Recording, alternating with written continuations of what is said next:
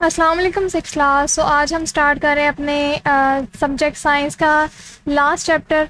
जो last chapter है हमारे पास वो है chapter number 12, space and satellites.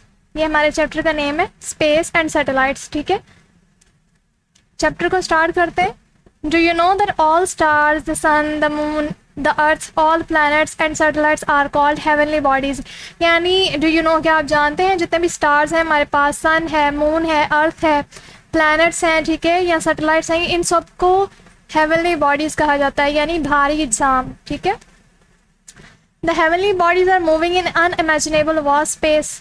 जो ये हेवनली बॉडीज होती हैं, ठीक है, आर मूविंग, वो मूव कर रही हैं इन अनइमेजिनेबल, यानी जिसको इमेजिन नहीं किया जा सकता। ये इतनी बड़ी वास्ट स्पेस है, ठीक है, वसी है, जिसको हम इमेजिन भी नहीं कर सकते, लाइक यूनिवर्स। ठीक है, the sun, the planets and their moons are the largest object in the solar system. अब जो हमारा सोलर सिस्टम है, हमारे पास जो हमारा निज़ाम शमसी है, ठीक है, उसमें प्लैनेट्स एंड दियर मून्स, उनके चांद, वो हमारे पास लार्जेस्ट ऑब्जेक्ट है। ठीक है, बड़े जो ऑब्जेक्ट्स हैं बड़े वो सोलर सिस्टम में। But asteroids and comets are the smaller part of the solar system. लेकिन सोलर सिस्टम में ऐसा नहीं है कि सिर्फ प्लैनेट्स हैं, ठीक है, या सन है, उसके अलावा भी एस्ट्रॉइड्स एंड कॉमेट्स भी होते हैं। ठीक है, ये सोलर सिस्टम का स्मॉल पार्ट होते हैं, छोटा हिस्सा, लेकिन इसका पार्ट है, क्योंकि एस्ट्रॉइड्स एंड कॉमेट्स वो होते हैं जो सितारों के या सियारों के जो टूट फूट का शिकार होने, जब वो टूटते हैं, ठीक है, तो उनकी डिवीजन से जो बनते हैं small piece of rocks are called, जो है कॉमेट्स, ठीक है, एस्ट्रॉइड्स, ये वो होते हैं।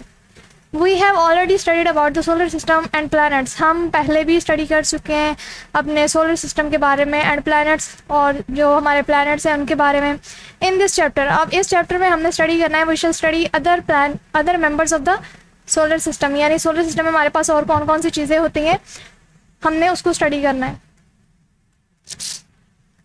सबसे पहले हमारे पास है सैटेलाइट। सैटेलाइट क्या होता है? Any heavenly body that moves around a planet is called a satellite. Satellite की डेफिनेशन क्या है? एनी हेवनली बॉडी, यानी कोई भी भारी अजसाम that moves around a planet, जो किसी प्लैनेट के गिर्द मूव कर रहा है, उसको सैटेलाइट कहा जाता है। The moon is the natural satellite of the earth that orbit the अर्थ। ठीक है, जो चांद है वो ज़मीन का कुदरती सैटेलाइट है, नेचुरल सैटेलाइट। ठीक है, ये बनाया गया नहीं है, ठीक है, ये नेचुरल है, जो ज़मीन के गिर्द जो है वो गर्दिश कर रहा है। Mars, Jupiter, Saturn, Uranus and Neptune have their own satellites too. Mars, Jupiter, Saturn, Uranus and Neptune, इनके भी अपने सैटेलाइट्स होते हैं। ठीक है, नेचुरल सैटेलाइट कौन से हैं? ये नेचुरल सैटेलाइट क्या है?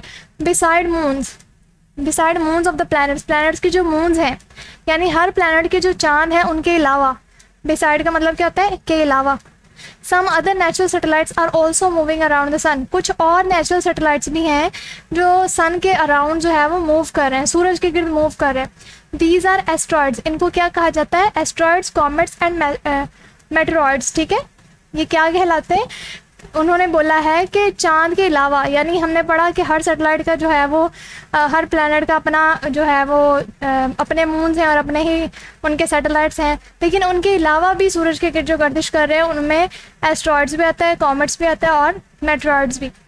सम of them can be seen from the earth, उनमें से कुछ जो हैं वो हम अर्थ से देख सकते हैं। उनमें से सबसे पहले हमारे पास एस्ट्रॉइड्स हैं। एस्ट्रॉइड्स क्या होते हैं?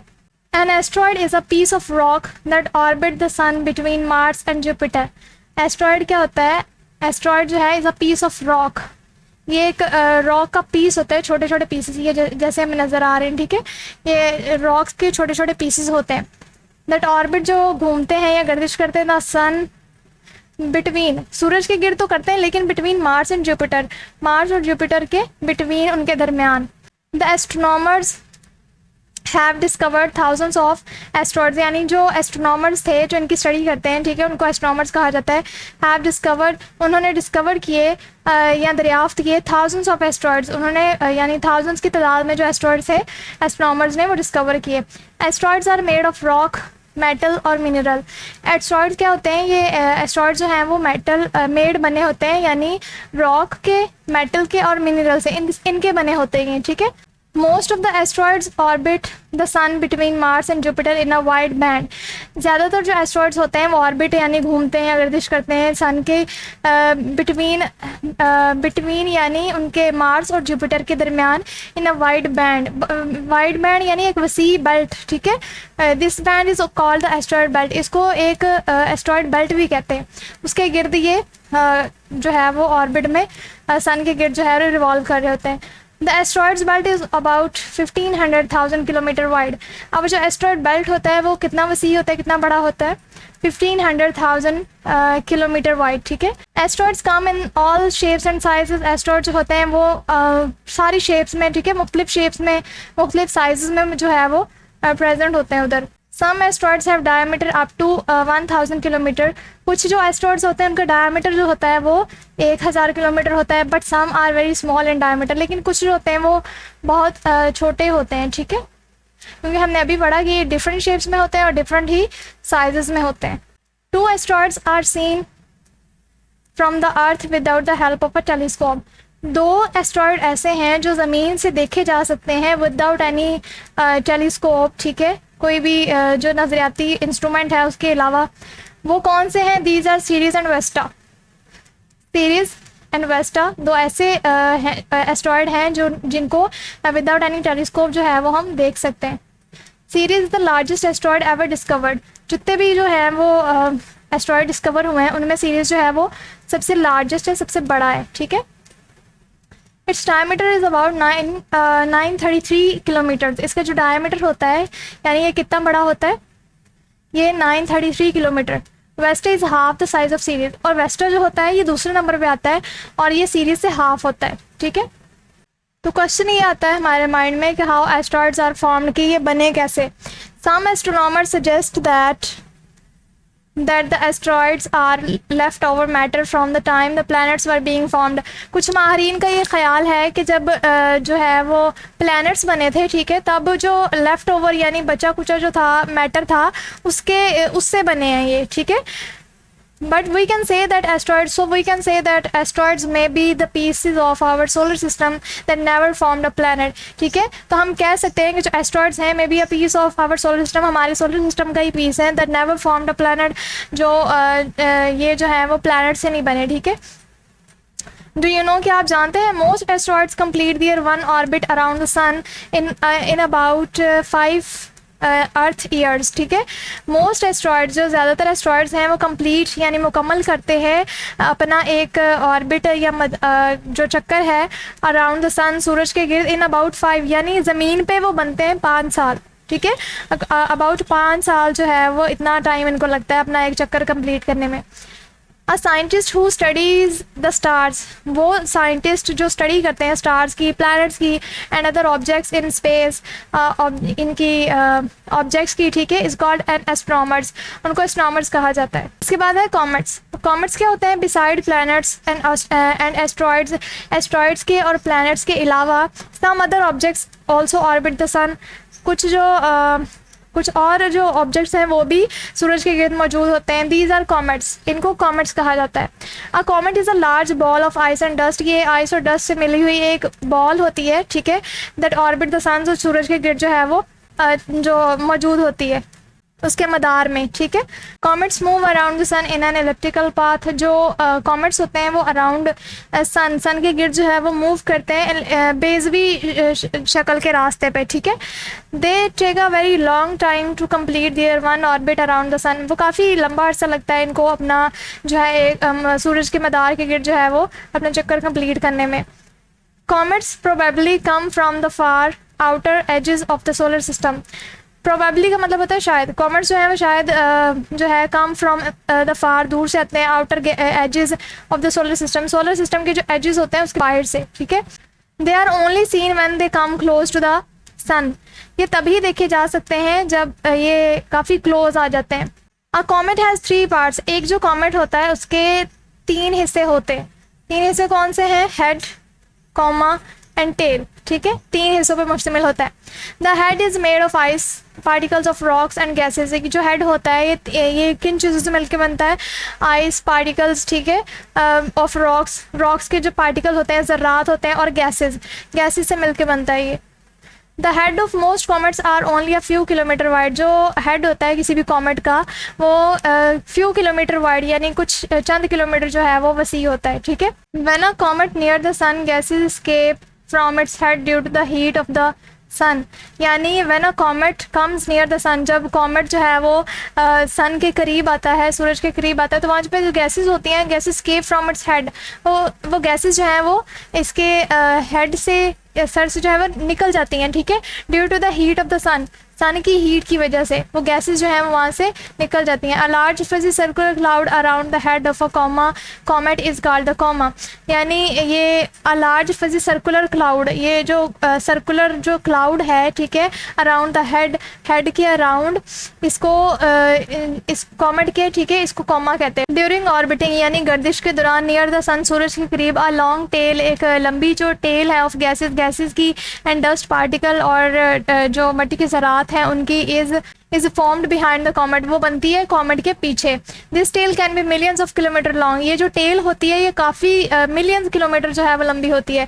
The tail of a comet point away from the sun, यानी जो कॉमेट पॉइंट पे जो टेल होती है ये अवे फ्रॉम द सन, सूरज से दूर ही होती है। Comets far away from the sun bear no tail, जो कॉमेट्स होते हैं अगर वो सन से दूर चले जाएं तो उनकी कोई भी टेल नहीं होती, ठीक है।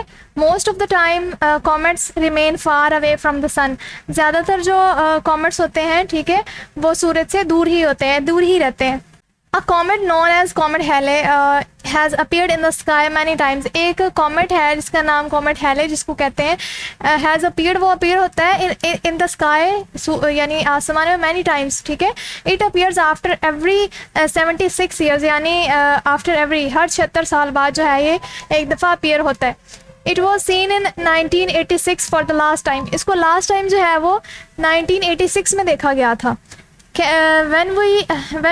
when can we expect to see comet Halley again, तो जैसा कि हमने पढ़ा कि क्या हम एक्सपेक्ट कर सकते हैं कि इसको दोबारा से देखा जा सकता है, तो यहाँ पे हम पढ़ चुके हैं कि ये एवरी 76 यानी हर 76 साल बाद जो है वो अपीयर होता है, ठीक है। तो जब इसका टाइम जो है वो कंप्लीट होगा तो इसके चांसेस बिल्कुल हैं कि ये अपीयर होगा या हो सकता है। People in the past had been sighting the comet Halley in different ways, जो people in the past यानी past में जो लोग थे उन्होंने comet Halley को देखा, लेकिन मुख्तलिफ तरीक़ों से यानी मुख्तलिफ अंदाज में देखा। कैसे? some people sighted it as a long haired star, कुछ लोगों ने इसको जो है वो लंबे बालों वाला सितारा समझा, ठीक है, कि ये इस तरह का है। और some sighted it as having a tail streaming like smoke up to nearly half the sky, और कुछ लोगों को जो था वो कुछ लोगों ने इसे इस तरह देखा कि इसकी जो टेल थी, जो दुम थी, वो निकल रही थी जैसे आसमान पर जो है वो धुआं छाया हो, तकरीबन हाफ जो था वो धुआं छाया हो, ऐसे नज़र आ रहा था। some cited it as having a tail like a broom or like the blade of sword, कुछ लोगों ने इसको जो है वो एकदम तलवार या झाड़ू के ब्लेड की तरह देखा, ठीक है, उनको उस तरह नज़र आया। To some people it looked like a dragon with multiple tails, और कुछ लोगों को जो है वो जो है ये ड्रैगन की जिस तरह मुख्तलिफ टेल्स निकली होती हैं, कुछ को इस तरह से नज़र आया। Many people were also afraid of this comet, और कुछ जो थे वो इससे डरने लग गए थे इस कॉमेट से।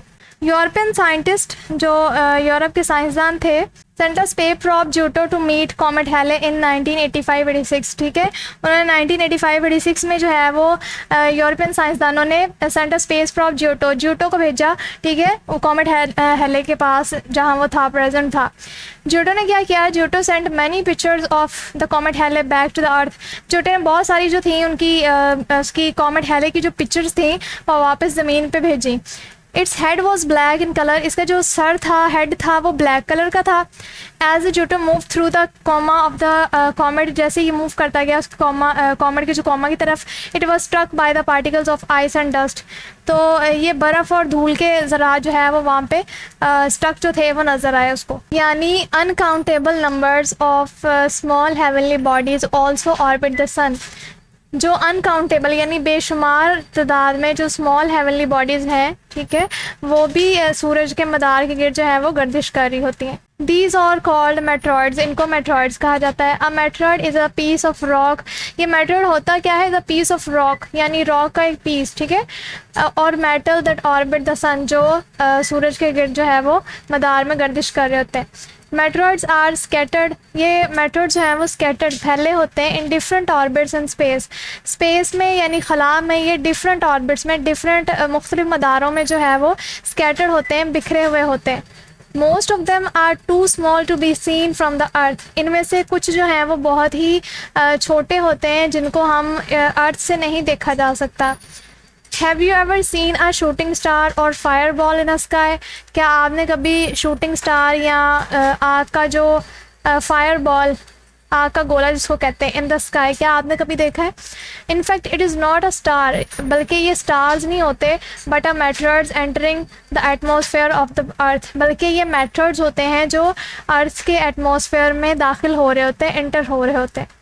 Due to the friction of air, हवा की जो फ्रिक्शन यानी हवा की रगड़ की वजह से इट गेट्स फायर, इनमें जो है वो आग लगी हुई होती है। A meteoroid when enters the atmosphere of our earth, जब ये मेट्रॉइड्स हमारे अर्थ के जो फ़िज़ा में एटमॉस्फेयर में दाखिल हो रहे होते हैं तो इनको इट इज़ कॉल्ड अ मेटॉर, इनको मेटॉर कहते हैं। A meteor is a stray particle which comes from a asteroid belt and enters the atmosphere of the earth।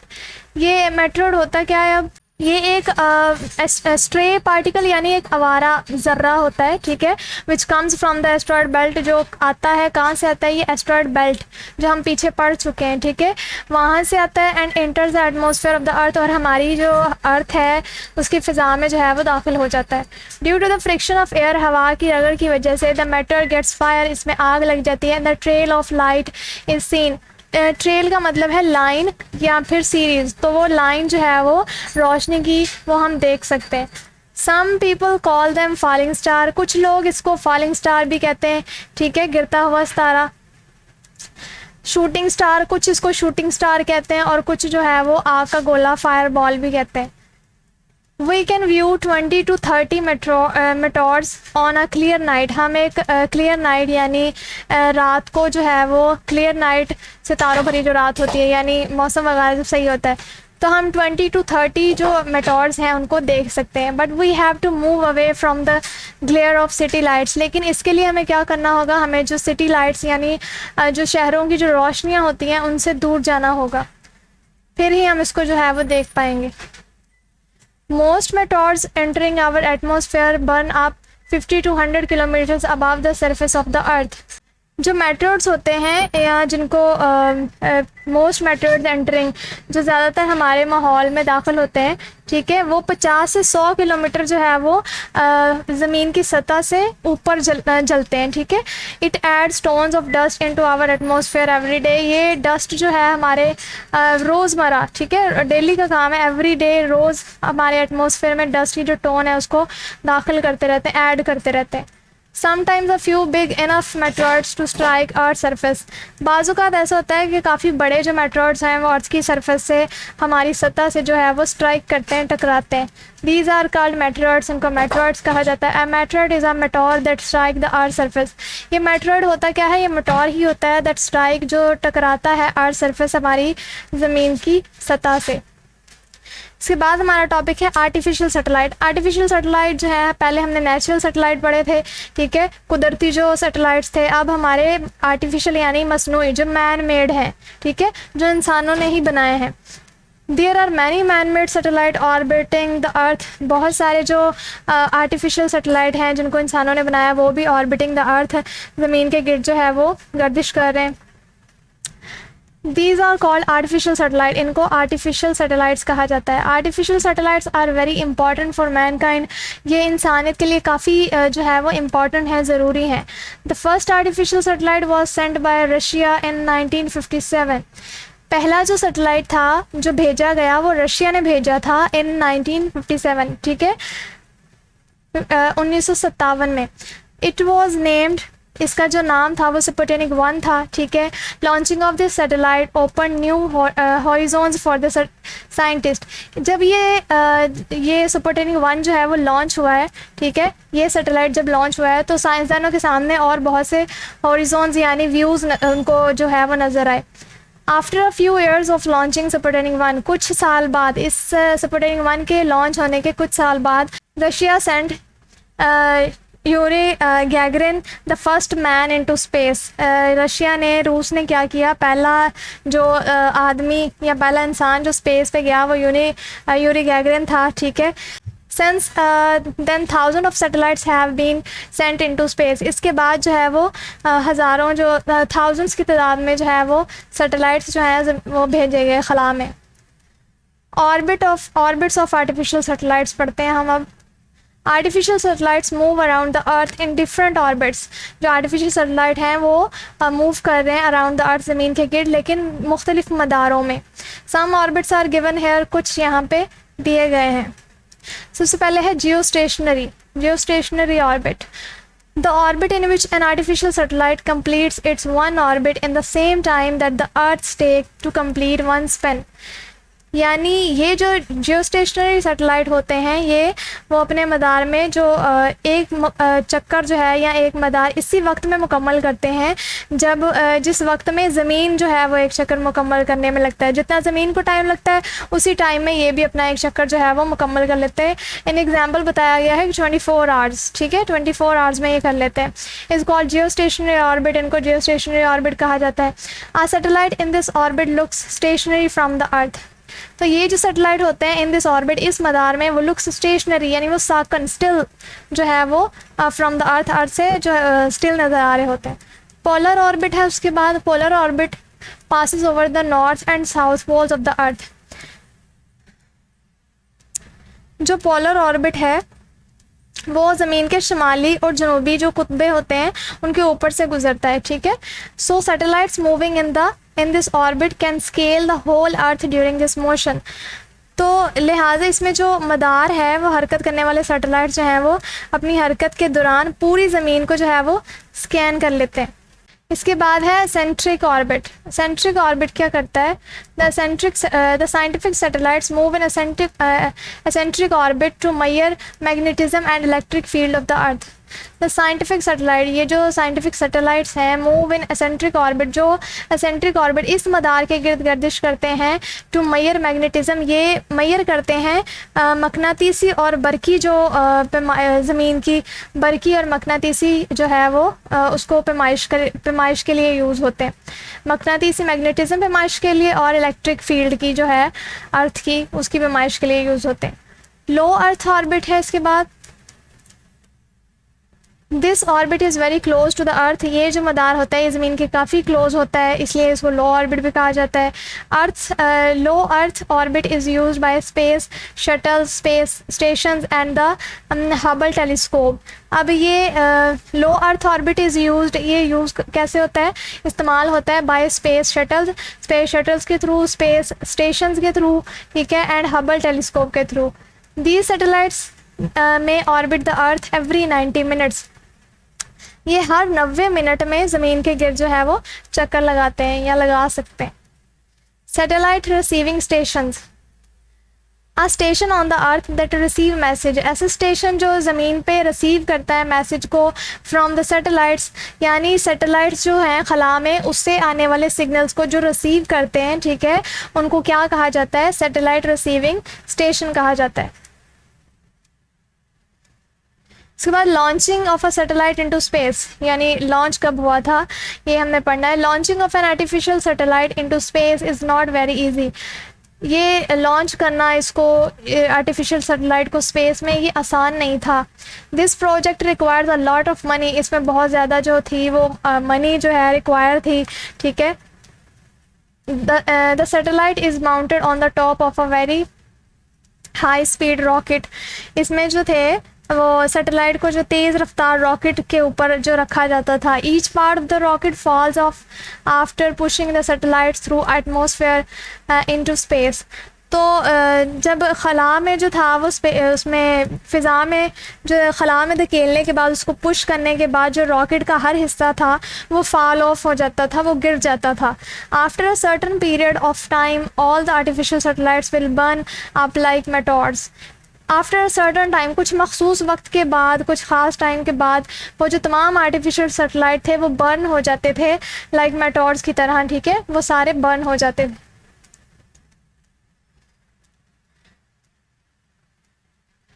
की माइलस्टोन इन स्पेस टेक्नोलॉजी, यहाँ पे कुछ कीज़ बताई गई हैं और ये बताया गया है कि कौन सा जो था स्पुतनिक 1 कब लॉन्च हुआ, ठीक है, फर्स्ट मैन कौन था स्पेस जिसने स्पेस पे जो था वो पहला कदम रखा। तो ये सारी कुछ कीज़ हैं, इसको पढ़ते हैं। Here is a look at some of the keys milestone in space technology. First है हमारे पास अक्टूबर 4 1957, यानी अक्टूबर को 4 अक्टूबर को 1957 में Soviet union launches Sputnik 1। Soviet union ने लॉन्च किया था स्पुतनिक 1 को। उसके बाद जनवरी 31 1958, यानी 31 जनवरी 1958 को United states launch explorer 1। United state ने लॉन्च किया था एक्सप्लोरर 1 को। अप्रैल 12 1967, 12 अप्रैल 1961 में Yuri Gagarin becomes the first human to enter space and return safely. ये पहला आदमी था जो चांद पे गया, ठीक है, सॉरी स्पेस पे गया और वो सेफली वापस भी आया। जुलाई 16 1969, लॉन्च ऑफ अपोलो 11, यानी ये इस 16 जुलाई को लॉन्च हुआ था Apollo 11। It puts first man on the moon, यानी ये पहला जो था आदमी जो चांद पे गया। इसके बाद है मई 14 1973, 14 मई 1973 में United state launches it's first space station the Skylab. United state ने लॉन्च किया था अपना पहला स्पेस स्टेशन जिसको द स्काईलैब उसको कहा जाता है, ठीक है। इसके बाद है जून 18 1983, 18 जून 1983 में Sally Ride becomes first American woman in space. ये स्पेस में जाने वाली पहली अमेरिकन खातून थी। फरवरी 1986, यानी 19 फरवरी 1986 में एमायर स्पेस स्टेशन लॉन्चेस, एमायर स्पेस स्टेशन जो था वो लॉन्च किया गया।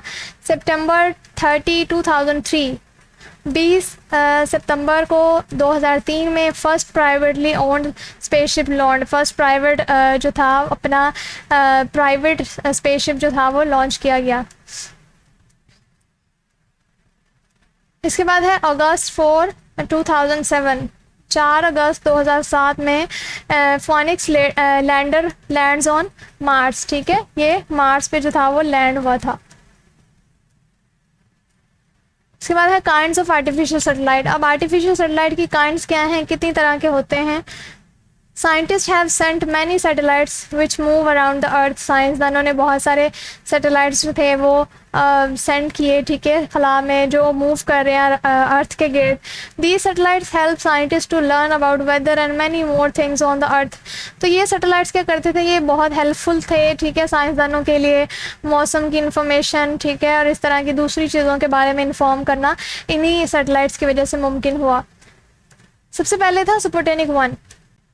ऑन अक्टूबर 4 1957, यानी 4 अक्टूबर 1957 में Russia send the world's first artificial satellite. रूस ने क्या किया था, दुनिया का पहला आर्टिफिशियल सैटेलाइट जो था वो सेंड किया, भेजा था स्पुतनिक 1 इनटू स्पेस। उसका नाम था स्पुतनिक 1, जिसको स्पेस में भेजा गया। The name comes from a Russian word for travelling companion of the world. अब ये नाम जो था वो द नेम कम्स, ये नाम कहाँ से आया था, ये रूसी वर्ड था एक, ठीक है, जिसका for travelling companion of the world, यानी सफ़र का जो था दुनिया का सफ़र करने वाला साथी, ये रशिया का एक वर्ड था, वहाँ से ये नाम आया था। इट वेटेड जस्ट 83 kg, इसका जो वज़न था वो सिर्फ 83 किलोग्राम था। It carried a thermometer and 2 radio transmitter which send information about the atmosphere to the earth. इसमें क्या थे, एक थर्मोमीटर था और 2 ट्रांसमीटर, रेडियो ट्रांसमीटर लगे हुए थे जो इन्फॉर्मेशन को सेंड करते थे एटमॉस्फेयर टू द अर्थ। फ़िज़ा की जो इन्फॉर्मेशन थी उसको अर्थ तक सेंड करते थे। It 2 transmitters only functioned for 21 days।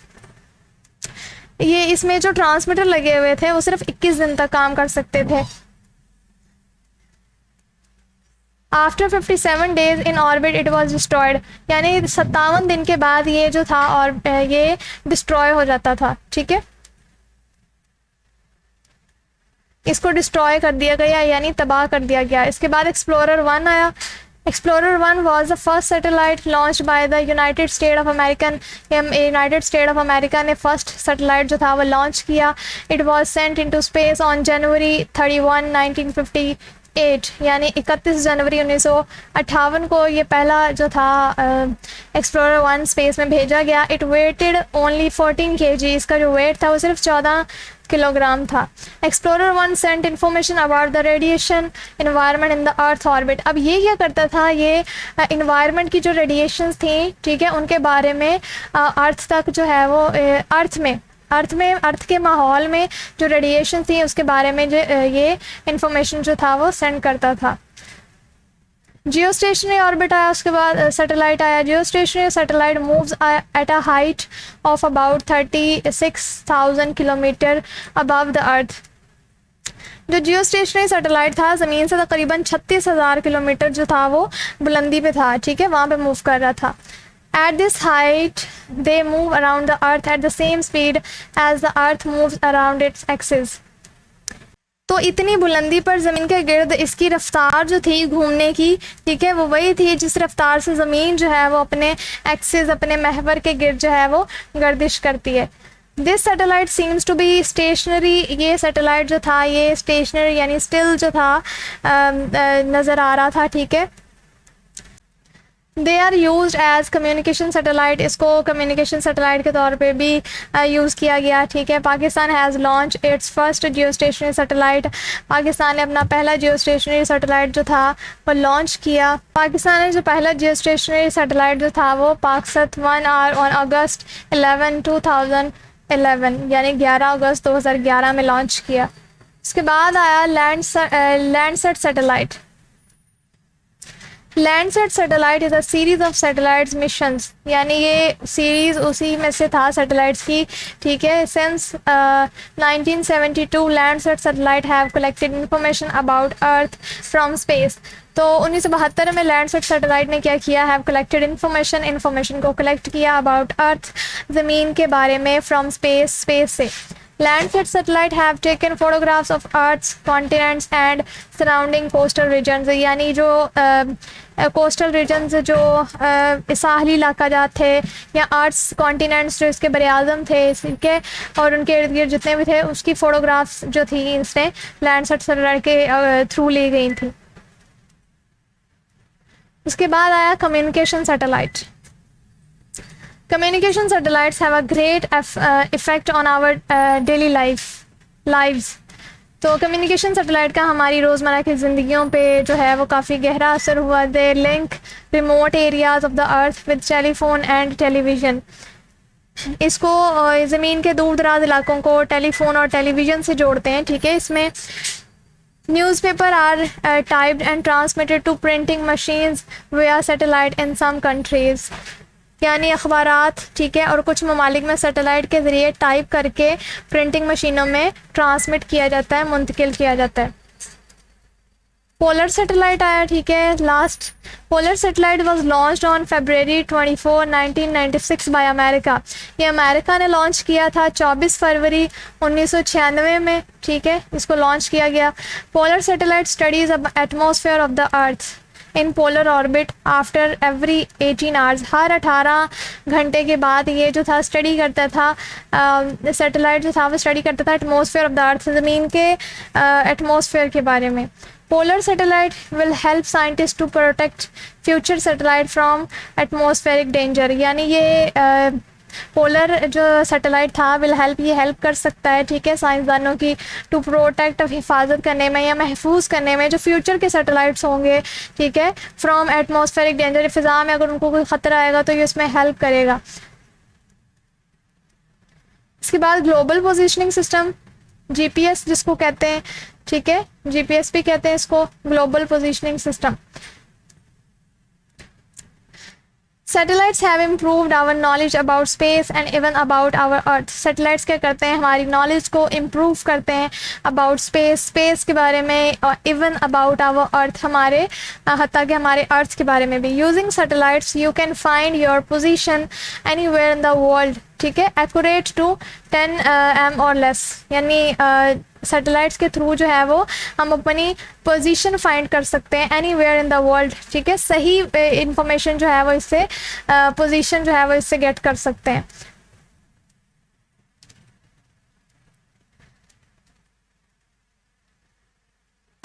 Locating the position of objects with the help of a satellite is called the global positioning और GPS। लोकेटिंग द पोजीशन, वो locate होता है पाया जाना, जिस पोजीशन पे ऑब्जेक्ट जो है वो पाया जा रहा है, ठीक है, उसको फाइंड आउट किया जा सकता है ग्लोबल पोजीशनिंग सिस्टम की मदद से। It is freely accessible bye anyone with the GPS receiver. तो ये फ्रीली जो है वो एक्सेसिबल है, इसको कोई भी रिसीव कर सकता है कि ठीक है, रिसीवर के साथ किसी भी आज़ादाना तौर पर इसको जो है वो यूज़ किया जा सकता है, कोई भी कर सकता है। Visiting the space. In 1969, two Americans were the first man to step on the moon। जो 1969 में जो 2 अमेरिकन थे वर द फर्स्ट मैन, वो पहले थे जिन्होंने चांद पे कदम रखा। वो कौन से थे? They were Neil Armstrong and Edwin Aldrin थे। ये दोनों ने पहला कदम जो था वो चांद पे रखा। India sent her first satellite. India ने जो था वो पहला सैटेलाइट भेजा खला में।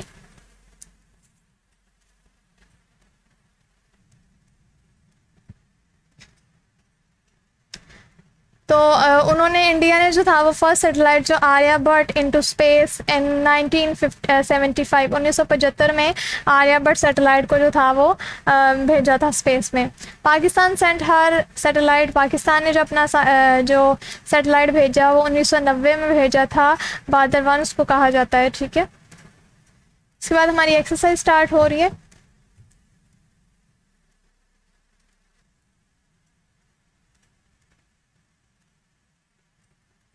Right proper term word against each statement. Statement को पढ़ना है और जो भी इसके अगेंस्ट आंसर है वो हमें राइट करना है। First artificial satellite in space.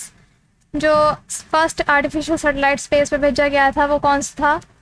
वो स्पुतनिक 1 था। A system which help us find our position anywhere in the world, वो कौन सा है? GPS. The largest asteroid ever discovered. Largest जो था वो सीरियस था। Sirius. A small body made of ice and dust that orbit the sun. Comet.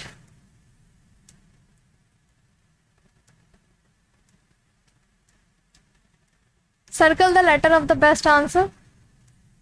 The asteroid belt is located between। जो asteroid belt है वो किसके between located है? Mars and Jupiter के। The comet Halley appears after 76 years। The first human in space was। first human कौन सा था वो? जो Yuri Gagarin. Locating the position of object with the help of a satellite is called। इसको क्या कहते हैं? GPS। The tail of a comet point away from the sun। ये सारा हम अपने चैप्टर में पढ़ चुके हैं, इसलिए आप इजीली इनके आंसर दे सकते हैं। The first artificial satellite was sent into space in. जो फर्स्ट आर्टिफिशियल सैटेलाइट था वो 1957 में भेजा गया था। लॉन्ग क्वेश्चन है हमारे पास। Write a detail note on comet. Comet पे हमें जो है वो नोट लिखना है, तो इस फर्स्ट आंसर ही कॉमेट में आएगा।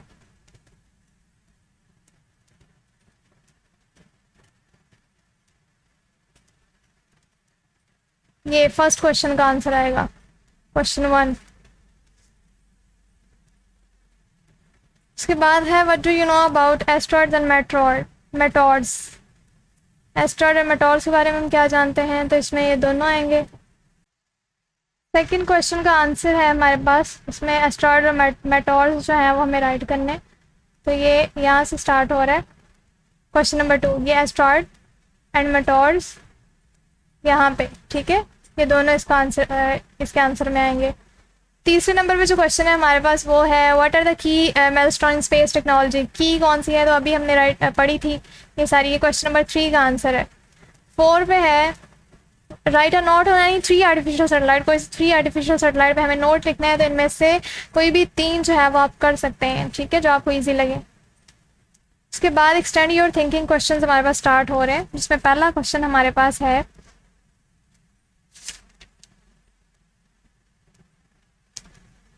How are asteroids and meteoroid alike, how are they different, यानी एक जैसे कैसे हैं और ये मुख्तलिफ कैसे हैं। तो इसका आंसर है asteroid and meteoroid both are made of rock, दोनों रॉक से बने, मेटल और मिनरल से मिलके बने, ठीक है।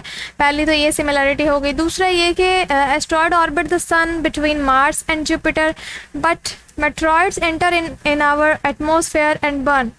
They add tons of dust into our atmosphere every day. ये इनमें डिफरेंस था और जो मैं पहले पढ़ चुकी हूँ वो इसमें सिमिलरिटी थी, इसलिए ये अलाइक एंड डिसलाइक जो है वो इसका दोनों आएंगे, 2 पॉइंट्स बनेंगे इसके। इसके बाद क्वेश्चन स्टार्ट हो रहा है why does a comet tail away stream away from the sun. तो इसका आंसर है when a comet comes near the sun gases escape from its head due to the heat of the sun. A large fuzzy circular, ये हम पहले पढ़ चुके हैं, cloud around the head of a comet appear which is called coma. That is why a long tail of gases and dust particles formed behind the comet and always stream away from the sun. तीसरा है what do you think it's good idea to make the space station an international project. So the space station as an international project could be helpful for the development of any country, can easily communication to other country as well as can be aware from about the activities occurring in the space. The comet Halley was seen in 1990. When it will be seen again? इसको दोबारा कब देखा जा सकता है? तो अगर हम काउंट करें ईयर्स तो it will be seen again in 2066. इसको हर 76 साल बाद देखा जाता है। कॉन्सेप्ट मैप है हमारे पास, complete the concept map by using these words. तो सबसे पहले हमारे पास सोलर सिस्टम है, ठीक है।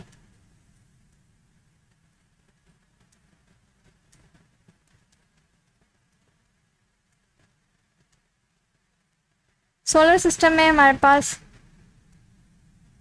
सम time enter earth's atmosphere meteors, space object made of ice and dust comets, move between Mars and Jupiter asteroids.